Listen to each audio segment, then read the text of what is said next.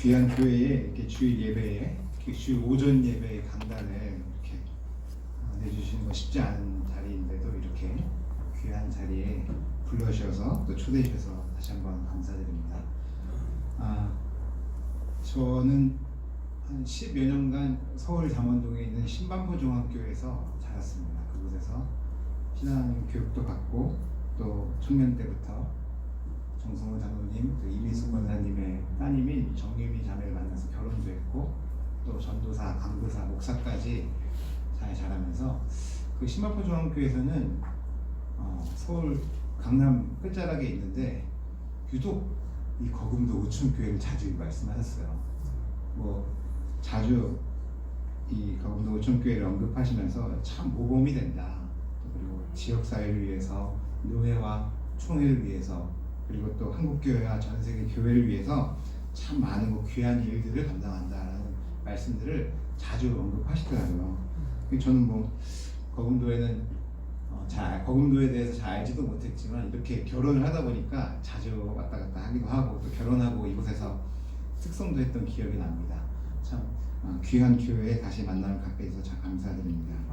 우리 김경훈 목사님과 또 장로님들 당회원 중심으로 함께 한마음 한뜻이 되어서 지금 전 세계가 코로나 바이러스로 힘들고 어려운 이때이지만 계속해서 진리의 기둥과 터로서 힘있게 전진해 나가는 이 오촌교회가 되길 간절히 소원합니다. 보니까요, 이제 밴드도 보고 또 거금도 오촌교회 이렇게 유튜브도 이렇게 잠깐 봤는데요. 이제 새벽 예배 큐티 요즘은 역대하 말씀을 중심으로 계속해서 강해 나가시면서 말씀으로 은혜를 받으시더라고요. 건강한 교회의 특징이 무엇이냐? 이렇게 계속된 말씀을 지속적으로 읽고 또 말씀을 통해서 지도받고 내 삶을 살아가는 것, 그것이 건강한 교회의 가장 큰 특징입니다.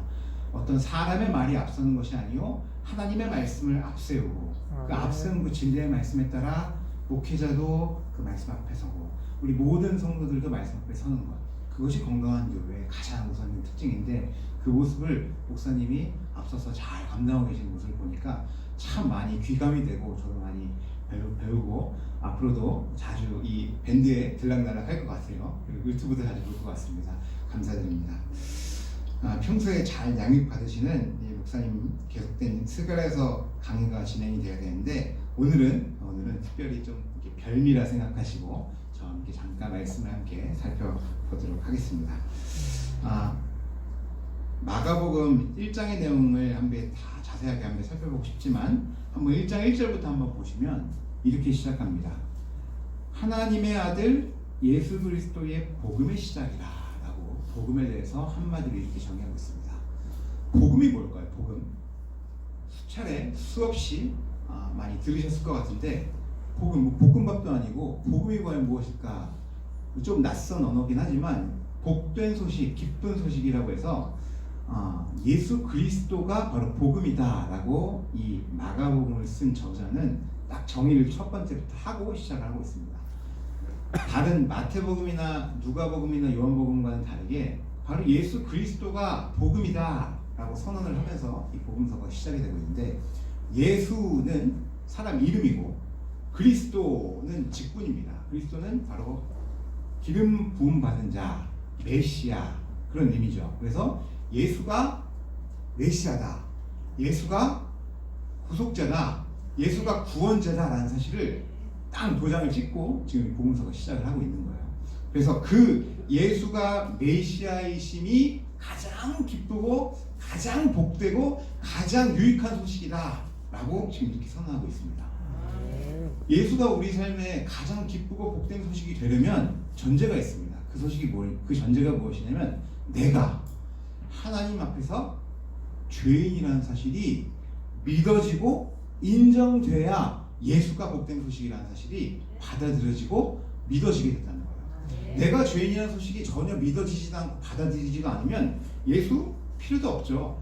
내 멋대로 내 잘난 맛에 살기 때문에 전혀 예수가 필요 없죠. 은혜가 전혀 은혜로 받아들여지지도 않고 전혀 예수가 나의 구원자라고도 생각되지도 않는다는 거죠.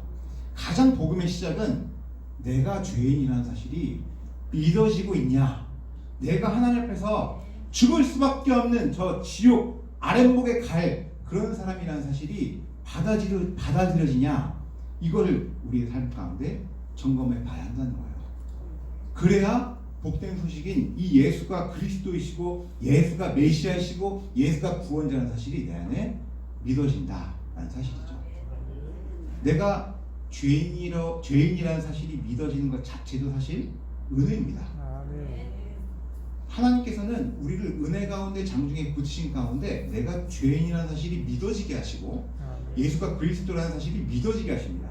그래서 믿는다라고 하는 의미가 내가 믿어야지, 내가 믿는다, 마치 내가 하는 것처럼 많이 오해를 하는데, 사실 믿는다 자체도 수동태입니다. 믿어짐을 당한 거예요. 내가 죄인이라는 사실이 믿어지게 되는 것이고 그리스도가 구원자라는 사실이 믿어지게 된다는 것이죠. 왜냐하면 하나님께서 우리에게 그러한 믿음을 주셨기 때문에.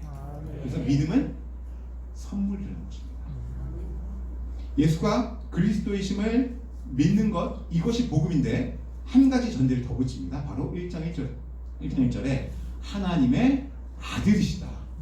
이것이 마가복음의 큰 특징이에요. 하나님의 아들이시다.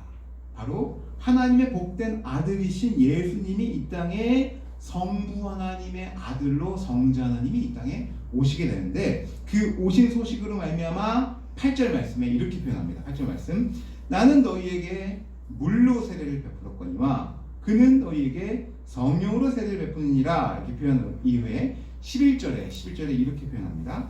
하늘로부터 소리가 나기를 너는 내 사랑하는 아들이라, 내가 너를 기뻐하노라 하시니라. 아멘. 예수님이 사랑하는 하나님의 유일한 독생자 아들이다 라고 성령 하나님으로 말미암아 이런 표현이 주어지게 됩니다. 그리고 나서 예수님은 성령에 이끌려서 광야에서 몰아내신지라, 그리고 광야에서 사단에게 시험을 받으신 이후에, 그리고 14절 말씀에 요한이 잡힌 후 예수께서 갈릴리에 오셔서 하나님의 복음을 전파하여 이르시되, 다 같이 15절 시작, 때가 찼고 하나님의 나라가 가까이 왔으니 회개하고 복음을 믿으라 하시니라. 아멘. 성령으로 말미암아 세례를 받으신 우리 구주 예수 그리스도께서 공생의 사역이 직접적으로 시작이 되시면서 복음을 전파하신 이후에 때가 찼고 하나님의 나라가 너희에게 가까이 왔다. 그러니 너희가 회개하고 복음을 믿으라 라고 하는 하나님 나라를 선언하고 선포하고 계십니다. 하나님 나라라고 하는 뭘까요? 하나님 나라. 우리가 흔히 하나님 나라라는 표현보다 더 익숙한 표현은 천국이라는 표현이 훨씬 더 익숙할 것 같아요. 혹시 이런 팜플렛을 들고 돌아다니시는 분 보셨나요? 예수 천당 불신지요. 서울역이나 유명한 역거리에 가시면 전도하시는 분들이 종종 있어요. 예수 천당 불신지요. 전도하시는 분이 있어요. 참 귀한 일들을 하고 계시죠. 자, 그런데 이게 예수 천당 불신 지옥은 사실 우리 복음에 있어서 사실 반만 얘기하고 있는 거예요. 예수 믿어서 저 천국, 천당이라고 하는 장소적 개념에 있어서 우리가 죽어서 갈 그곳에 예수 믿으면 간다 라고 하는 그런 예수 믿고 천국 가는 장소적 개념을 지금 증거하고 있는 거예요. 근데 예수 믿고 나서 우리가 바로 죽나요? 아니죠. 예수 믿고 나서 바로 죽는 거는 예수님 옆에 죽었던 강도뿐이었습니다. 예수 믿고 바로 죽는 의미보다 우리는 예수를 믿고서 이렇게 계속해서 하나님께서 생명을 계속해서 허락된 그 순간까지 살아가다가 하나님의 때가 되면 우리는 하나님 품에 안기는 저 천당에, 천국에 가는 것이죠. 근데 이런 천국의 개념은 우리가 죽어서 갈 장소적 개념만 갖고 있는 것이 아니라, 우리는 이 마가복음의 표현과 같이 하나님의 나라라고 하는 의미는 지금을 살고 있는 우리의 삶 가운데 매일의 삶이 하나님의 나라로 살아가고 있다는 사실이 분명하게 주어지고 있다는 것입니다. 즉 예수님께서 이 땅에 오심으로 이미 하나님의 나라는 시작이 되었습니다. 그래서 이것은 이미 시작된 하나님의 나라입니다. 그리고 예수님께서 다시 장차 구름 타고 이 땅에 오실 것입니다. 그때 다시 오실 그때에 하나님의 나라가 완성될 것입니다. 아멘. 그때 완벽한 하나님의 나라가 완성이 될 것입니다. 그럼 우린 지금 어디에 살고 있나요? 하나님의 나라에. 이미 시작된 하나님의 나라와 아직 완성되지 않은 하나님의 나라 사이에 우리가 지금 살아가고 있는 거잖아요. 그 이미와 아직 사이에 하나님의 몸된 교회로 예수를 머리로 모신 하나님의 백성들이 모여 하나님께 경배하며 찬양하며 하나님을 섬기는 교회로 함께 모이고 있다는 것입니다.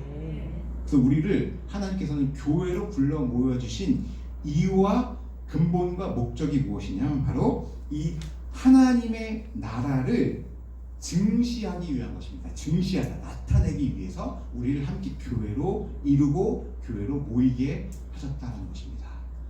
교회가 무엇이냐면 이렇게 화려한 건물이 교회일까요? 이건 교회가 아니라 이건 교회당, 예배당이죠. 교회는 예수 그리스도를 머리로 모신 사람들의 모임, 예수 그리스도를 머리로 모신 사람, 바로 내가, 바로 우리가 교회라는 것입니다. 이것은 교회당, 예배당, 건물에 불과한 것이죠. 그리고 장소도 초월해서 이곳에 있던, 서울에 있던, 미국 LA에 있던, 독일 프랑크푸르트에 있던 함께 주님을 머리로 모신 사람들, 인종을 초월하고 시대를 초월해서 함께 주님을 머리로 모신 모든 주님의 택한 백성들의 총수, 그 모임이 바로 하나님의 교회, 하나님의 바로 권속들, 바로 성도라는 것입니다. 그래서 우리 교회가 마땅히 드러내야 할 분은 바로 우리 주님이시고 우리 주님이 말씀하신 하나님의 나라라는 것입니다. 이 예수님의 초림과 예수님의 재림 사이에 하나님의 통치를 받는 사람들의 모임이 바로 교회이기 때문에 그 하나님의 통치를 받는 교회가 모여서 우리 주님이 말씀하신 것처럼 15절에 하나님의 나라가 가까이 왔으니 회개하고 복음을 믿으라라는 것입니다. 날마다 우리에게 주어진 삶 가운데 예수 그리스도로 말미암아 그 그리스도의 은혜를 받은 자로서 내 삶 가운데 회개의 삶을 과연 우리가 살아가고 있냐? 그냥 예수 믿고 천국 가지, 나 예수 믿었어, 회개했어 라고 하는 그런 단회적 회개뿐만 아니라 매일매일 우리가 눈을 뜨면서 매일매일 우리의 삶 가운데 내가 생각하고 내가 말하고 내가 행동하는 나의 모든 삶의 영역 가운데 예배당 안에서만 천국이 아니요, 우리가 속해 있는 가정에서, 일터에서, 직장에서, 바다 위에서, 혹은 마트를 가는 길이나 혹은 다리 꼬고 커피 한 잔을 마시는 모든 삶의 순간순간마다 과연 나의 삶 가운데 하나님 나라가 임한 자로서 현재 예수를 우리의 주로 고백하는 회개의 삶을 살아가고 있냐? 그것이 현재 가운데 하나님 나라가 우리에게 임한 자들의 모습이라는 것입니다. 바로 이것이 복음에 합당한 삶인 것입니다.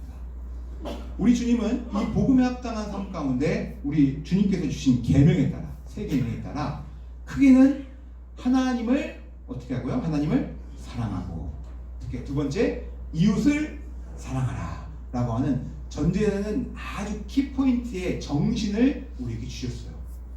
이것이 우리 주님께서 우리에게 주신 큰 계명이자 성도가 이 땅을 살아가야 할 도덕법으로서의 큰 규율입니다. 성경도 크게 보면 하나님 사랑과 이웃 사랑으로 구별이 되는 것처럼 하나님 사랑과 이웃 사랑이라는 큰 정신을 우리에게 주셨어요. 근데 때로는 이렇게 질문하는 분들이 있더라고요. 목사님, 과연 어디에 땅을 사야 하나님께서 원하시는 걸까요? 우리 자녀를 어디 대학에 보내야 될까요? 누구를 만나서 결혼을 시켜야 될까요? 성경에 그런 내용이 있을까 없을까요? 없죠.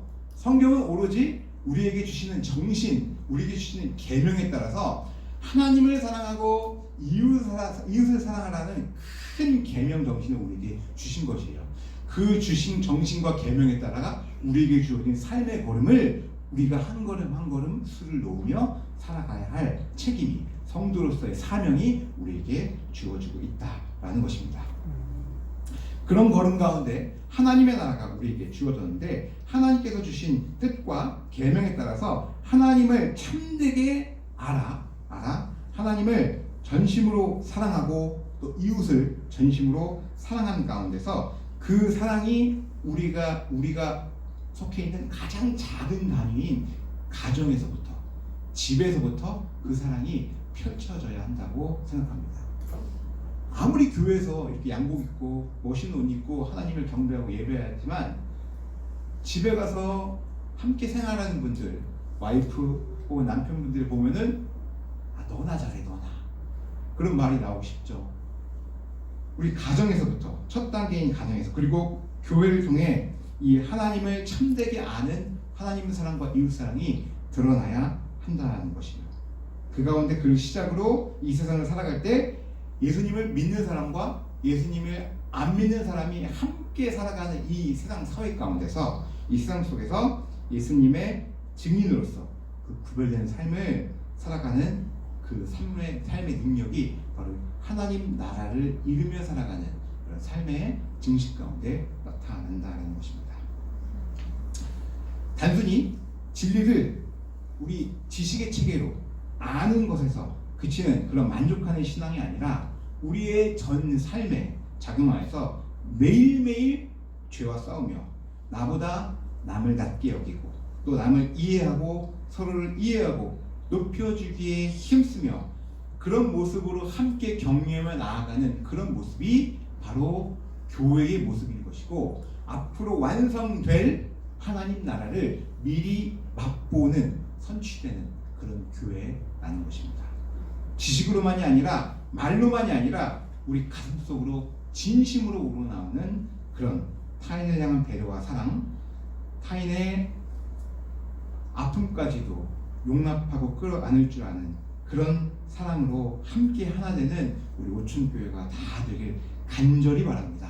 아멘. 그러기 위해서는 장소적 개념에 있어서 죽어서 갈 저 천당의 개념만이 아니요, 지금 오늘 우리에게 임한 예수 그리스도로 말미암아 오늘 임한 하나님 나라를 하루하루 매일매일 이루며 살아가야 한다는 것입니다. 그래서 하나님의 나라는 교회의 목적이자 교회의 근본입니다. 교회는 하나님 나라를 위해서 세워졌고 하나님 나라를 위해 헌신하는 자들의 모임입니다. 이 교회의 모든 활동들이 바로 어느 누구 사람의 영광이 절대 아니요, 바로 하나님을 위한 것이고 하나님 나라와 그분의 영광을 위해서 함께 나아가야 한다라는 것입니다. 아무리 교회가 성장하고 아무리 많은 사람들이 모여도, 그리고 교회당이 아무리 화려해도 하나님 나라를 이루면, 그리고 어떤 사람이 영광을 받고 어떤 사람이 드러난다면 그것은 하나님 나라를 이룬 것이자 하나님을 이룬 것입니다. 우리가 주의 성도로 부르심을 받아 이 부르심에 응답되는 삶이 바로 하나님 나라를 이루며 살아가는 삶이어야 한다는 것입니다. 사도 바울은 이 하나님 나라에 대해서 어떻게 정의하고 있냐면, 우리 한번 로마서 말씀 한번 찾아보겠습니다. 로마서 14장입니다.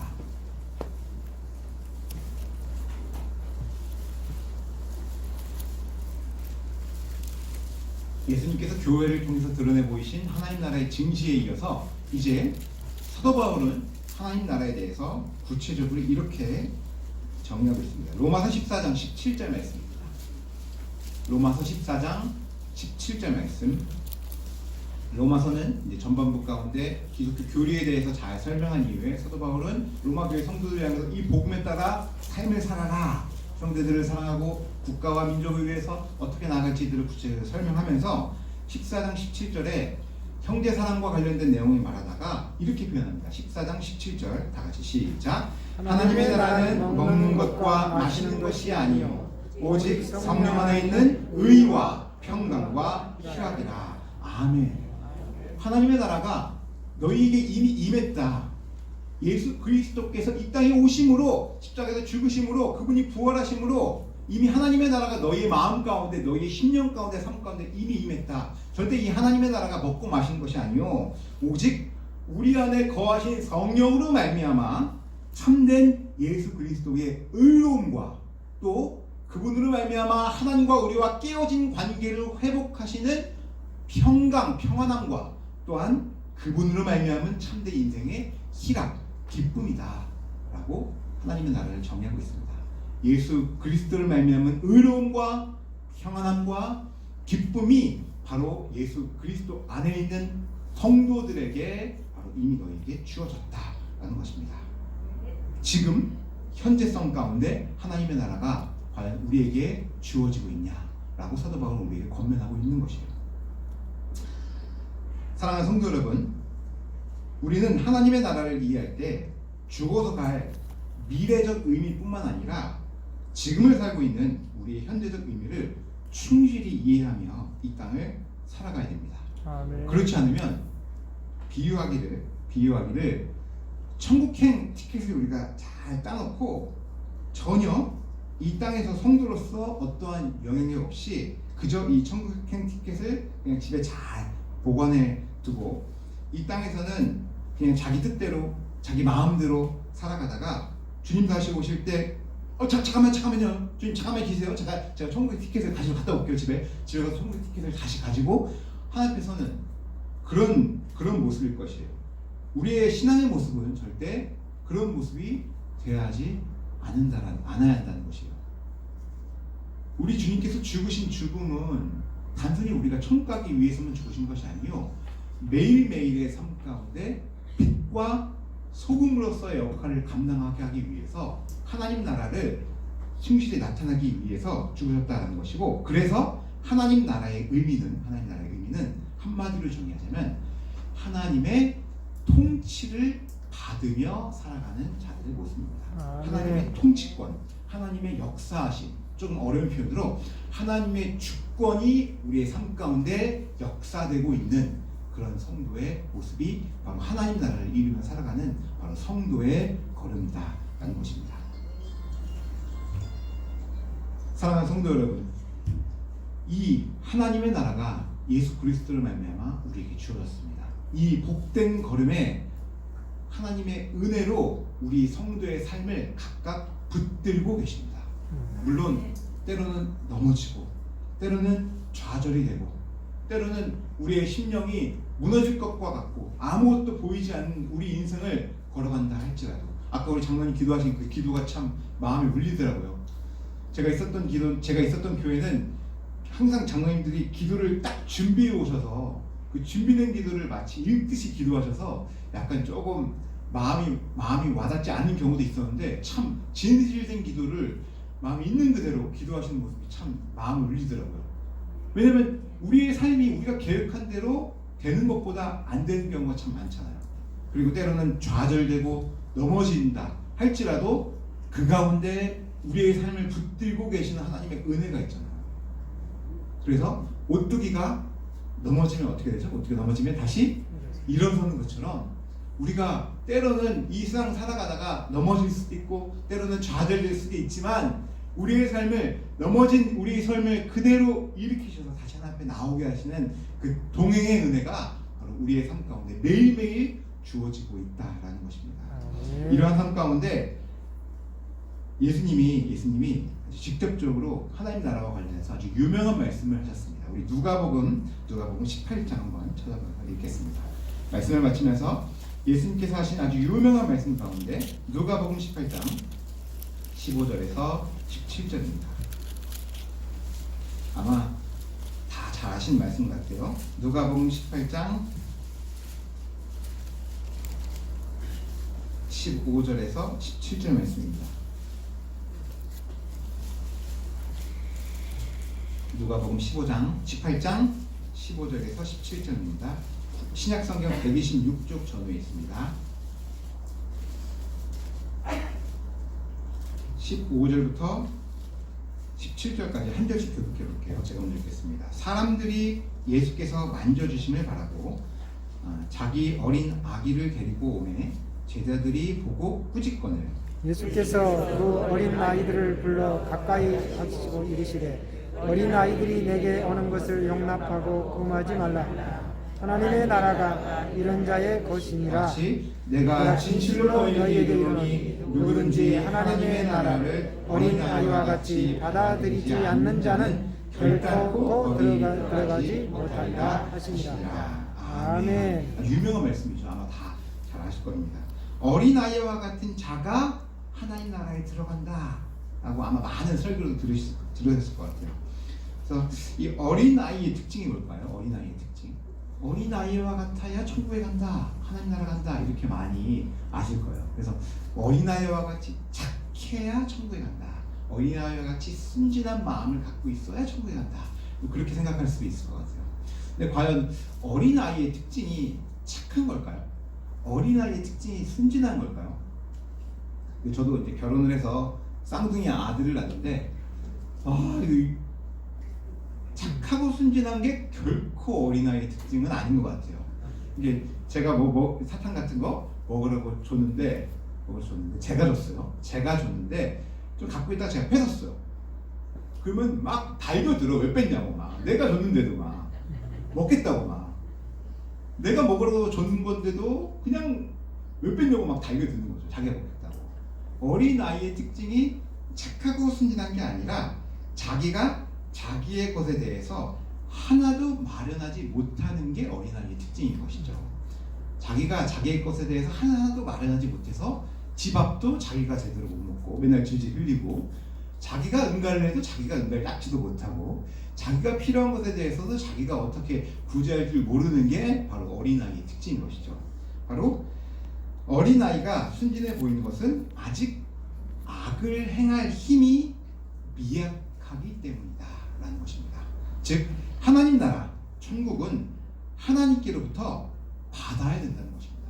내가 어떤 능력이 있어서, 내가 어떤 행할 힘이 있어서 절대 구원을 단 0.1%도 받을 힘이 전혀 없기 때문에 하나님의 전적인 은혜가 우리에게 임해서 하나님의 나라, 하나님의 통치, 하나님의 주권이 바로 우리에게 임해야 받아야 한다라는 것입니다.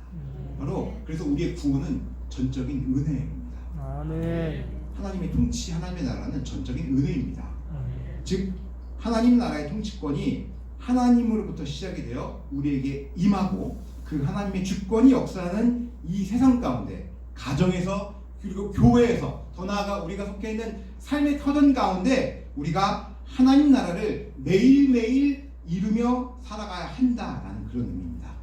우리를 신실하게 이끌어 가신 하나님 앞에 우리의 본성인 죄성을 날마다 억누르고 하나님의 주권과 하나님의 통치를 받으며 그 이끄심을 받은 자로서 무엇보다도 우리는 무엇과 싸워야 되냐면 나의 생각과 매일매일 싸워야 됩니다.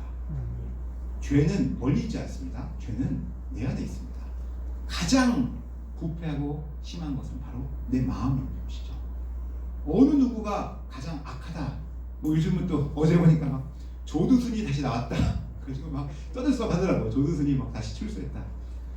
조두순도 뭐 악한지 모르겠지만 우리 마음도 하나님 앞에서는 죄인이라는 것입니다. 그래서 은혜가 필요하다는 거죠. 하나님의 은혜가 그래서 필요한 것이고, 날마다 주의 말씀 앞에 서려고 그래서 노력해야 된다는 것이고, 목사님이 새벽에 요즘은 줌으로 새벽 기도를 한다 하시더라고요. 대단한 생각이 들었어요. 대단했어요. 서울에서도 참 잘 힘들어서 잘 못하는 줌으로 성도님들이 모여서 새벽 매일매일 말씀을 읽고 말씀 앞에 서는 이유가 뭐죠? 매일매일 말씀 앞에 서고 매 주일마다 이렇게 교회를 이루면서 예배하는 이유가 뭐냐면, 내 생각을 억누르고 하나님 뜻과 하나님의 생각을 더욱더 잘 깨닫고 하나님을 사랑하고 더욱더 뜨겁게 이웃을 사랑하기 위해서 우리는 매일 말씀 앞에 서는 것이고 매 주일 교회를 이루는 것이잖아요. 그 가운데 하나님의 은혜가 있다는 것입니다. 그래서 내 삶의 주인이 내가 아니라 예수를 나의 주, 나의 그리스도가 고백했던 베드로의 고백과 같이 나의 주, 나의 주님이시다. 내 삶의 주인이 내가 아니라 우리 주님이 내 삶의 주인이시다. 라는 그런 고백을 우리가 날마다 매일매일 고백하는 가운데 영적인 싸움으로 함께 그 믿음의 행진을 함께 걸어나갈 때 하나님의 통치권에 우리의 삶을 굴복시키고, 주님이 말씀하시면 그 말씀이 가라 하면 내가 그 말씀에 가고, 주님이 서라 하면 내 삶을 멈춰서서 하나님을 사랑하라 하면 그 다른 어떤 것보다도 하나님을 가장 우선시 사랑하고, 이웃을 사랑하라 하면 내 자신보다 이웃을 더 깊이 관심을 갖고 더 깊이 사랑하며 먼저 내가 다가가는 것, 바로 이것이 하나님 나라를 내 삶 가운데 모셔드리는 하나님의 통치권을 받아들여 굴복된 우리 성도의 삶의 복된 걸음이라는 것입니다. 성도 여러분, 하나님 나라는 절대 멀리 있지 않습니다. 지금 이 순간, 바로 오늘 우리에게 이미 임해 있습니다. 아멘. 바리새인이 예수님을 향해서 도대체 하나님 나라가 언제 임합니까? 라는 질문 가운데 예수님은 뭐라고 대답하셨냐면, 하나님의 나라가 여기 있다 저기 있다고도 아니요, 이미 너희 안에 있다. 예수 그리스도로 말미암아 하나님 나라가 이미 시작이 되었습니다. 장차 완성될 그날까지 함께 교회를 이루며 날마다 이 하나님의 통치를 받아 내가 먼저 변화되고 이 교회가 더욱더 힘있게 전진해 나가는 그런 은혜 있기를 간절히 기원합니다. 기도하겠습니다. 만일 내가 지체하면 너로 하나님의 집에서 어떻게 행하여야 할 것을 알게 하려 함이니 이 집은 살아계신 하나님의 교회요 진리의 기둥과 터이니라. 크도다 경건의 비밀이여 그렇지 않다 하는 이 없도다. 그는 육신으로 나타낸 바 되시고 영으로 의롭다 하심을 입으시고 천사들을 보내시고 만국에서 전파되시고 세상에서 믿음 바 되시고 영광 가운데서 올리우시느니라. 아멘.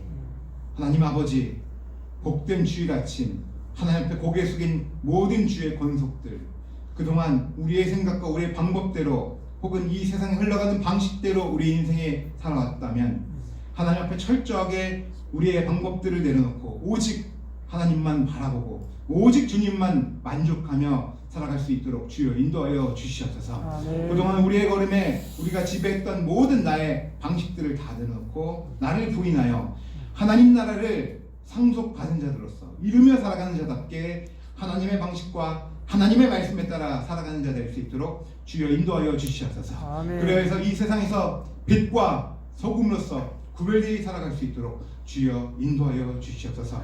이 교회를 통해 더욱더 하나님과 하나님의 나라와 하나님의 영광과 하나님의 뜻만 오직 드러나고 나타낼 수 있도록 인도하여 주시고 축복하여 주시옵소서. 아멘. 그래서 지역사회와 온 나라와 또 한국교회와 전 세계와 열방 가운데 선교사님들 가운데 귀한 좋은 선한 영향력들이 계속해서 펼쳐져 갈 수 있도록, 그래서 좋은 소식이 계속해서 전 세계 열방 가운데 펼쳐져 갈 수 있도록 인도하여 주시옵소서. 감사하며 예수님의 이름으로 기도 올리옵나이다. 아멘. 이제는 우리 구주 예수 그리스도의 은혜와 하나님 아버지의 그 크신 사랑하심과 성령 하나님의 내주교통 충만 역사하심이 이 자리에 함께 주일 예배로 모여 함께 머리 숙인 모든 성도들의 삶의 터전 가운데 이미 지금 이 순간 임하신 하나님의 통치를 날마다 매일 받아들여 내가 먼저 변화되고 가정과 교회와 직장과 온 삶의 터전 가운데 하나님의 나라를 함께 누리며 살아가는 모든 권속들에게 함께하길 간절히 축원하옵나이다. 아멘.